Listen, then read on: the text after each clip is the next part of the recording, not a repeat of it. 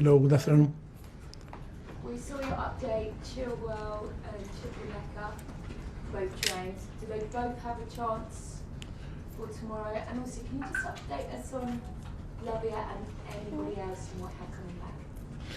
No, Chilwell and Carney are not available for tomorrow.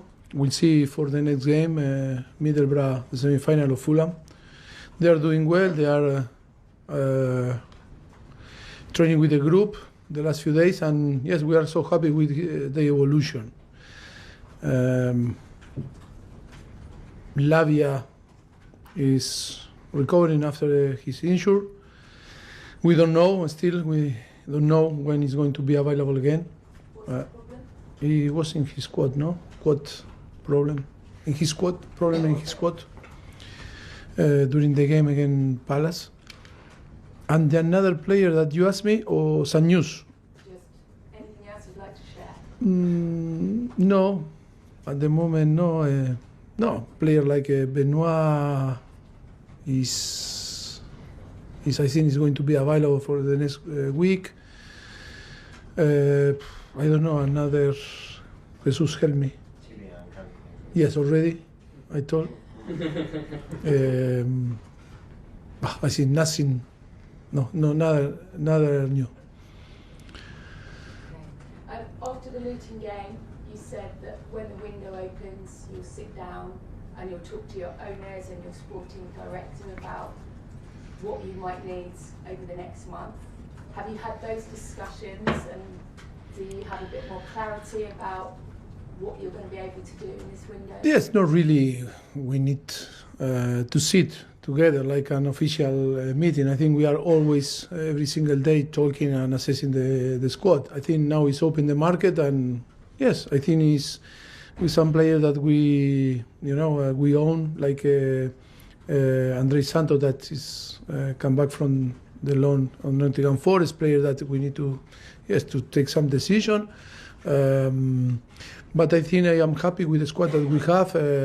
I am focused, and we are focusing trying to recover the player as soon as possible. But at the moment, yes, we are assessing the things. We've seen the squad and see some possibility, maybe we can do or not. But at the moment, we didn't take any decision. When I spoke to you just before Christmas, you talked about Conor Gallagher, and you said it's down to the owners and the players. So are you any clearer as to what his future looks like here, and whether or not you will still have him over the next few months? No, I think we need to talk about many things, but I think it's clear that Conor is still 1 year and a half contract with us, and of course that is like all the players in different clubs. When you arrive in this point, always is about to talk, to take some decision for the future, and of course always is going to be in between the club and the player, and of course, but in that moment, nothing to announce, nothing to say. I think the club is happy with him is happy here, and I think is at the moment nothing to say or nothing to announce.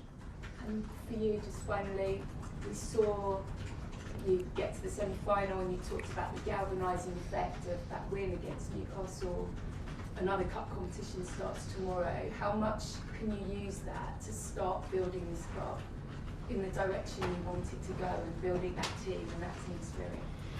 I think it's a good opportunity because different competition allowed us to do some, to provide to the team maybe sometimes different player to use and to see how they behave and how they perform. I think it's important competition for us. The FA Cup tomorrow is really important, like it's going to be the semi-final against Middlesbrough, and then the Premier League game against Fulham. But I think it's so important. I think it's in the way that we are building this team, and the possibility to provide the team and the player a good experience, competing at a high level in Stamford Bridge. I think it's an important game for tomorrow for us. No, I think it's the process. We are happy with the timing. I think we cannot be satisfied because I think we are in Chelsea and the expectation always is about to win. But if we analyze the process, I think it's a process that takes time, and for sure the evolution is in the level, or is in the moment that we need to be, because for all the circumstance, I think we are in the situation that we need to be. Thank you. Bradley, talk more. Hi Maurizio. Hello. Hope you're well. The FA Cup is a competition Chelsea have had a rich history in the past, won it 8 times, runners up in 3 of the last 4 seasons. How important is this competition to you and the club? And is it a competition you feel like Chelsea can win this season? Of course. I think the Carabao Cup and the FA Cup is two competitions that we need to try to go further and to try to arrive to the, but before, we need to go to build our run step by step. I think the first step is tomorrow, and of course it's really important competition for us because we are not involved in the European competition, and of course in the Premier League we are in a position that we need to grow and to improve a lot if we want to play in the competition European next season. But if through the FA Cup or through the Carabao Cup we can achieve, to play next season in Europe. I think it's really important because only we had from the beginning 3 competitions. We are still in the 3 competitions, and we want to be in the 3 competitions until to then. And it feels like tomorrow's game could be a really important one for Raheem Sterling, and it feels like this could be a really important 6 months for him with the European Championships this summer. What's he got to do in the next 6 months to get himself back into Gareth Southgate's plans and on the plane for the Euros this summer? Sorry, you asked me about is it important game for who? Raheem Sterling? What's he got to do in these... You already know he's going to play. No. You suppose that you guess that he's going to play? Yeah. But is it not an important next 6 months for him? It's an important game for Chelsea. And then we see if he play or no. But I cannot, answer a question that you don't know, and I know, but you don't know, and no one knows. Last one, Bradley. In terms of the goalkeeping situation, how impressed have you been by the way that Georgi Petrovic has come into the side in the last few weeks? I think really impressive, because to came from the MLS and performing the way that he's performing, I think we are so happy, so pleased. He's a really nice and very good professional, but he's a really nice person, and he's showing that he can cope with the pressure to play in Chelsea, because never easy when you arrive from a different league and you are so young and take the responsibility in the way that he took and performing and behave, because now the most important thing sometimes that we not recognize is how he behaved. He behaved the same that when I arrived the first day and today after to play a few games in Premier League, and that is really important, and to be consistent in his behavior. That is why I'm so pleased for him, because he deserves. That's great. Best of luck. Thank you. Alex, BBC. Hi Maurizio. Hi. Tomorrow, will it be a chance to try some players you haven't seen too much of? Will you make many changes to the team? No, not too many changes. We are playing with the circumstance, of course, but it's not going to change too much the team.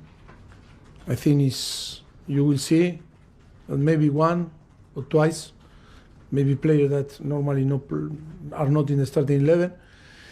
But of course, because we have some circumstances that we need to prevent and we need to anticipate problems. But we took like a Premier League game. It's not that because it's the FA Cup and it's a second division, championship team, we are going to disrespect. We respect, we full respect Preston. And tomorrow you will see we are going to put in place and starting 11 with all the guarantee to perform. You can make it 3 wins on the bounce tomorrow. How important is it to build momentum and get on these runs of form? Always is important. Always is important. Because I think we are winners. We want to win. The thing is, we need to work, more and more and more, and never enough. And that is why we need to settle on the team. But yes, it's going to be really important to go through to the competition and be in the next round. But before, we need to compete well, and we need to be better than the serve. But of course, it's really important to go through. Nicholas Jackson has gone to the Africa Cup of Nations now, so big chance for Armando Broja and Christopher Nkunku to get a run of games now? Yes, Armando is going to be, yes, it's a possibility to play for him. What I'm going to tell you that Christophe is not going to start tomorrow because he suffered, some issues during the week, and he's going to be on the squad, but he's not going to start. But we need to be careful with him, like I told you, on the past 6 months that didn't compete, and then when I start to compete, it's not the same. But yes, Armando is going to have the possibility, maybe more involved, because I think he's one of our main striker. And yes, it's a good possibility for him to perform and be relaxed, because we really trust on him and have an amazing potential and qualities. Now is to forget his injury the last year and start to behave normally. Thanks, You're welcome. Alex. Last two in this section, Simon and then Rahman to finish. Hey Mauricio, forgive me for asking another question about Connor, but Go for him, yeah, forgive me, no, it's no problem. I am here to answer, As things stand though, can you guarantee that he'll still be a Chelsea player after the end of this window? Look, I cannot guarantee that I'm going to be here tomorrow. Do you see that I can guarantee another thing? No, I can. Look, in football, with us, it's different part of the thing can happen, decision, and it's in between the club and the player. I cannot, only the player can guarantee, or the club. The player more than the club, because if the player have 1 year and a half more, he can stay. He can say, yes, I'm going to be here because my contract allowed me to be here. And then the club is negotiation always about to take the best decision for the club, for the player, for the team. And just sort of on a different subject, you picked sort of two goalkeepers on the bench on a regular basis rather than perhaps giving another youngster from the academy, an outfield player, a chance. What's the reasoning behind that? 20 players before in the past. I remember when I started to play, we were 16 players and then 18 and now 20. I think it's too much player on the bench for me.